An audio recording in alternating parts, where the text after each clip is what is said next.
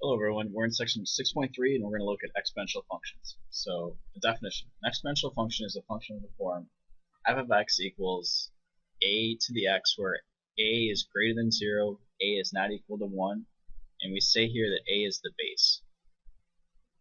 You know you have an exponential function because here the variable is the exponent, it's the whole deal. So there's your variable,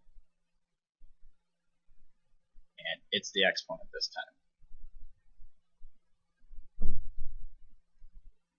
Okay, so what we're going to do is we're going to look at a base example and then we're going to get some properties. Alright, so let's look at this function. I have f of x equals 2 to the x. So this is an exponential function.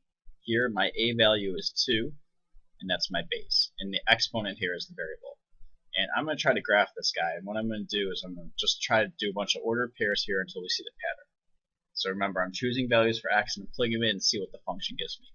It's also not a bad idea to start reviewing your exponent rules here because they're definitely going to come in handy. Or watch the video on exponent rules. So if I let x be 0, I have 2 to the 0, which is 1. If I let x be 1, I have 2 to the first, which is 2. If I let x be 2, I have 2 squared, which is 4. If I let x be 3, I've got 2 cubed, which is 8. Should be enough points to see what's going on over there. If I let x be minus 1, 2 to the minus first, which remember, negative exponents don't mean negative value. It goes to the bottom and turns positive. I get a half. I plug in minus 2. This is 2 to the minus second. Just 1 over 2 squared, which is a fourth. And if I plug in minus 3, I get 2 to the minus third, just 1 over 2 cubed, which is an eighth. Okay, there should be enough points. Let's see what the graph looks like.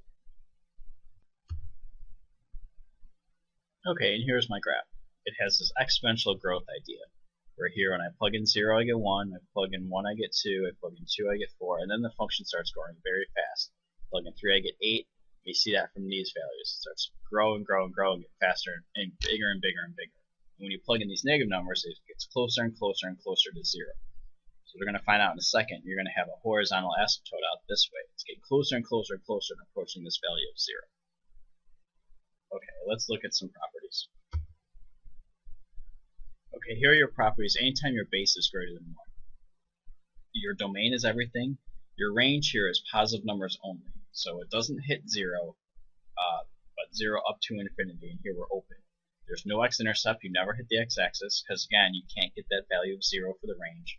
And you have one y-intercept at 0, 1, which is right there. And here, over here, I have this like generic graph of what all exponential functions look like when the base is bigger than 1. Its graph is smooth and continuous. It's got a horizontal asymptote of y equals 0. The graph is always increasing, and it's a one-to-one function, which means it has an inverse.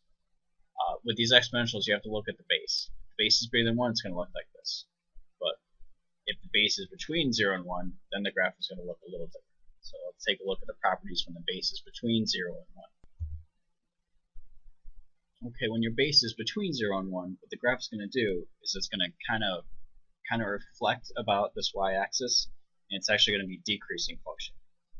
You're still going to have a horizontal asymptote. The domain and range are going to be the same thing. You have no x-intercept. You have y-intercept at 0, 1. That's still the same. But instead of increasing, now the function is always decreasing. It's still smooth and continuous, and it's still a one-to-one function. So what you should do is you should try to graph f of x equals 1/2 to the x and see if you get something that looks like this. It'll be good practice. Okay, that'll do it for the properties of exponential functions. In the next video, we'll look at how to solve exponential equations.